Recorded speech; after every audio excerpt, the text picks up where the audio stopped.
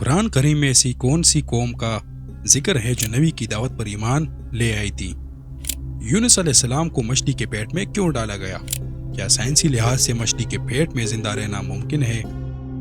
دوستو، محمد صلی اللہ علیہ وسلم سے پہلے قرآن کریم میں جتنے بھی انبیاء علیہ السلام کی قوموں کا ذکر کیا گیا ہے، آپ نے غور کیا ہوگا کہ وہ سب قومیں عذاب سے ہلاک کر دی گئی اور ان کا نام و نشان بھی مٹ گیا۔ مگر کیا آپ کے ذہن میں یہ سوال نہیں پیدا ہوتا کہ محمد صلی اللہ علیہ وسلم سے پہلے کوئی قوم تو ایسی ہوگی جو اپنے نبی پر ایمان لے آئی ہوگی؟ جی ہاں دوستو، قرآن کریم میں ایک ایسی قوم کا بھی ذکر موجود ہے جو اپنے نبی کی دعوت پر ایمان لے آئی تھی۔ اس قوم کا نام ہے قوم یونس علیہ السلام۔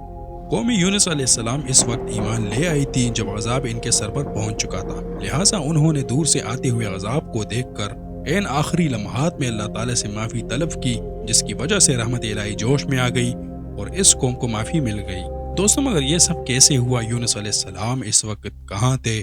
یہ سب آج ہم آپ کے سامنے کچھ تفصیل سے بیان کریں گے۔ دوستو، یونس علیہ السلام اللہ کے جلیل القدر پیغمبر ہیں۔ آپ کے نام پر قرآن کریم میں پوری سورہ موجود ہے۔ قرآن کریم کی 6 سورتوں میں آپ کا ذکر کیا گیا ہے۔ آپ کو قرآن کریم میں زوال نون کے لقب سے بھی پکارا گیا ہے، یعنی مچھلی والا۔ یونس علیہ السلام کا تعلق دریائے دجلہ کے کنارے آباد شہر موصل سے تھا۔ شہر کا نام اس دور میں نینوا تھا۔ آپ حضرت ہود علیہ السلام کی اولاد میں سے تھے اور آپ کی قوم کی آبادی بھی تقریباً 1 لاکھ تھی۔ جب یونس علیہ السلام نے اپنی قوم کو دین کی دعوت دینے کا آغاز کیا تو شروع میں ان کی قوم کا رویہ بھی وہی تھا جو دوسرے انبیاء کی قوموں کا رہا تھا۔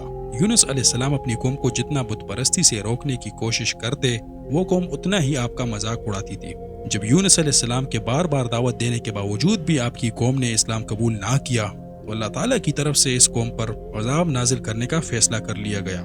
چنانچہ یونس علیہ السلام کی طرف سے اپنی قوم کو یہ بتا دیا گیا کہ 3 دن کے اندر ان پر عذاب آئے گا۔ قوم یونس کے بڑوں نے آپس میں بیٹھ کر مشورہ کیا۔ سب جانتے تھے کہ یونس علیہ السلام جھوٹ نہیں بولتے، اس لیے یہ فیصلہ کیا کہ یہ دیکھا جائے گا کہ یونس علیہ السلام اپنے گھر میں رہتے ہیں یا کہیں چلے جاتے ہیں۔ اگر وہ چلے جاتے ہیں تو پھر ہم پر عذاب آنے کا خطرہ ہے۔ دوستو، یونس علیہ السلام بستی چھوڑ کر چلے گئے اور اللہ تعالیٰ کی طرف سے اس بستی پر عذاب بھی بھیج دیا گیا۔ یہ سیاہ بادل اور آندھی کا طوفان تھا جو بستی کی طرف آ رہا تھا۔ مگر جیسے ہی بستی کے لوگوں نے عذاب کو دیکھا، بچے، بوڑھے، بڑے، عورتیں میدان میں نکل آئے اور انہوں نے سچے دل سے اللہ سے معافرت طلب کی اور توبہ کی۔ اللہ تعالیٰ کی رحمت کو جوش آیا اور اللہ تعالیٰ نے ان کی توبہ قبول کر لی۔ یونس علیہ السلام بستی چھوڑ چکے تھے، انہیں اپنی قوم کی توبہ کا علم نہیں تھا۔ جب ان کی قوم پر عذاب نازل نہیں ہوا اور ان کی بستی تباہ نہیں ہوئی تو انہیں یہ محسوس ہوا کہ اب ان کی قوم انہیں جھوٹا سمجھے گی۔ یہ سوچ کر وہ غم و غصے کی حالت میں خدا سے شکوہ کرتے ہوئے بحیرہ روم کی طرف نکل گئے۔ یہاں پر ایک کشتی میں سوار ہو گئے، مگر وہ اس بات سے لا علم تھے کہ ان کا غصے میں خدا سے شکوہ ہونا خدا کو پسند نہیں آیا۔ کشتی سمندر میں جاتے ہوئے سفر کے دوران ایک جگہ رک گئی، نہ وہ آگے جاتی تھی نہ ہی پیچھے۔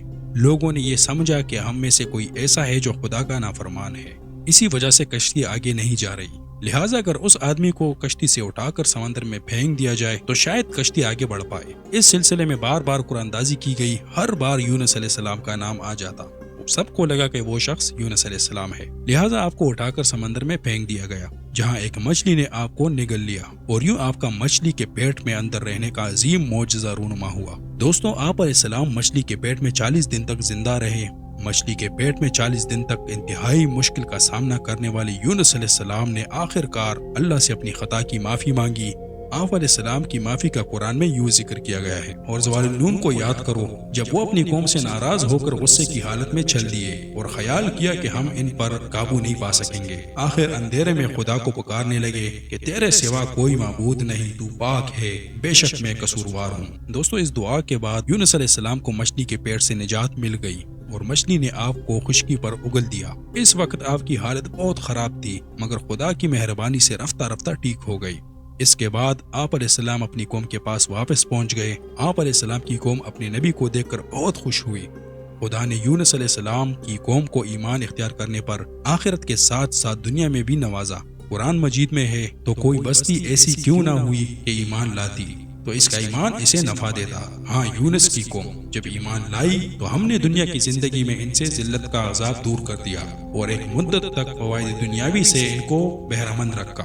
دوستو، سائنسی لحاظ سے مچھلی کے پیٹ میں زندہ رہنا ممکن ہے یا نہیں، اس پر بڑی بحثیں ہو چکی ہیں، تاہم دور حاضر میں کچھ انسانوں کے مچھلی کے نگلنے اور بعد میں مچھلی کے پیٹ سے زندہ برآمد ہونے کے واقعات ہوئے ہیں، جس کی بنا پر ایک مشہور سائنسی رسالے کے ایڈیٹر مسٹر ایم ڈی پال نے لکھا ہے کہ میں ان واقعات کو دیکھ کر یونس علیہ السلام کے واقعے کو بھی تسلیم کرتا ہوں۔